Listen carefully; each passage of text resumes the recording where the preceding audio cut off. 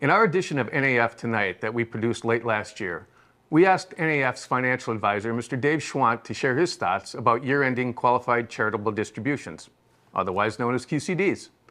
Because of the response that we received regarding the QCDs, we thought it would be a great interest to share another way for our community to support financially the efforts here at NAF.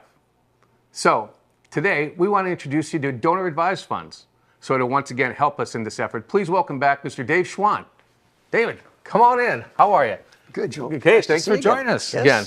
You're becoming a regular with us, and the second member of the Blue Sport Coat Club. There we go. Today, right? Yep. Well, welcome back.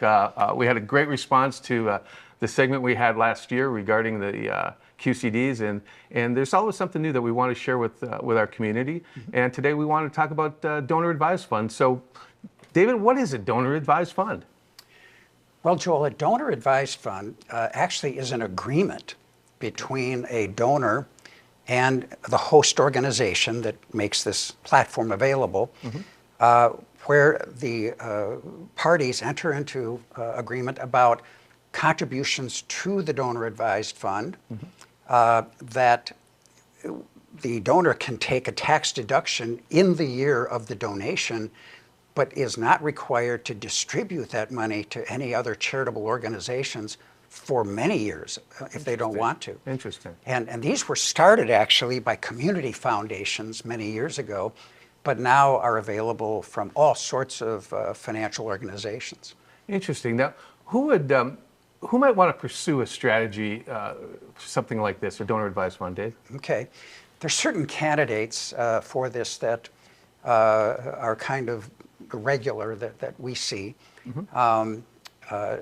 Generally, it's people that, for one example, might have what I call a wealth event. Sure. So this might be the sale of a company, mm-hmm. or having company stock bought back, or some event like this that in a single year would create a lot of exposure to capital gains taxation.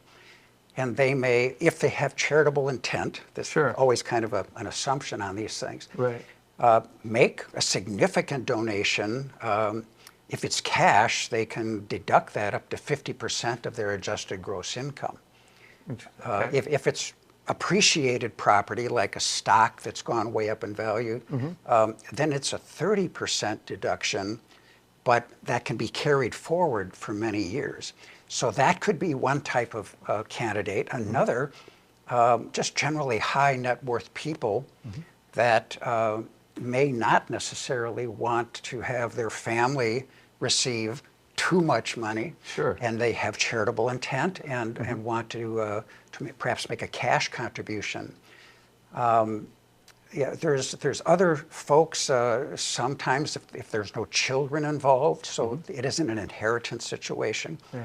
They can do a lifetime gifting to a donor-advised fund, or they can do this through their estate planning, and maybe even have others suggested to take over the administration in terms of the giving of the money to charitable organizations. Sure.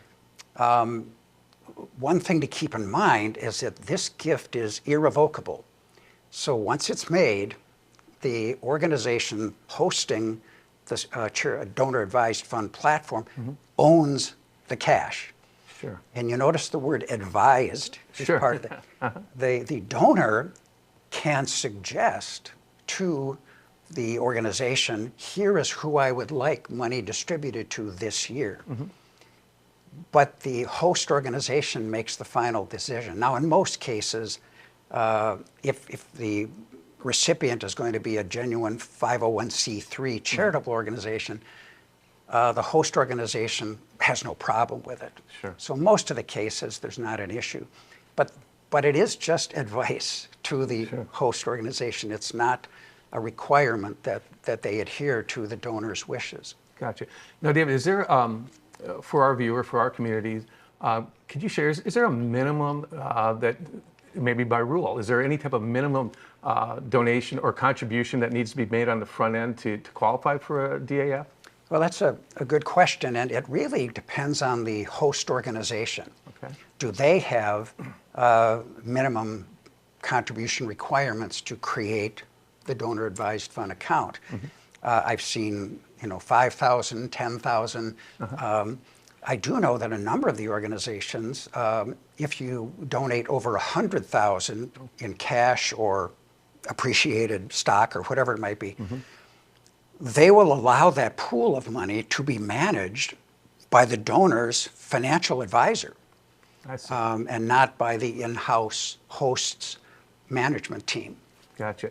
Now, David, you talked about a host, the host of the fund. Where will our community, members of our community, find the host? Who would that be? Okay, so your financial advisor should probably be aware of host organizations that do this competently, efficiently. They've been at it for a long time. Their fees are reasonable, and flexibility is built into their program. And there's a number of these to choose from. Everything from the Minneapolis Foundation, the St. Paul Foundation, and then things like Schwab Charitable or Fidelity. These groups all have a donor-advised fund access. Gotcha. Very interesting. Okay. So to summarize, I mean, if somebody's looking to set up a DAF, they can know that whatever contribution they make that year is a deductible event for their taxes, and then it sits at that host until they decide on where they'd like to have those dollars distributed. Exactly. So unlike individual gifting, where you're kind of going to run out of time by December 31st, you can get the full deduction, but wait to make the distributions. And that takes pressure off of having to make a decision right away. Right. One of which ought to be the National Ataxia Fund. Well, we hope it will be, by all means. By all means. Well, David, hey, thank you so much for your information regarding the donor advised funds, and would like to let people know that if you have any questions, that you'd like to have answered from David, certainly reach out to our office at ataxia.org and reach out to myself or any member here of the development team. David, once again, thanks so much for being with us today. Thank you. Appreciate it. Thank you. Yep, you bet.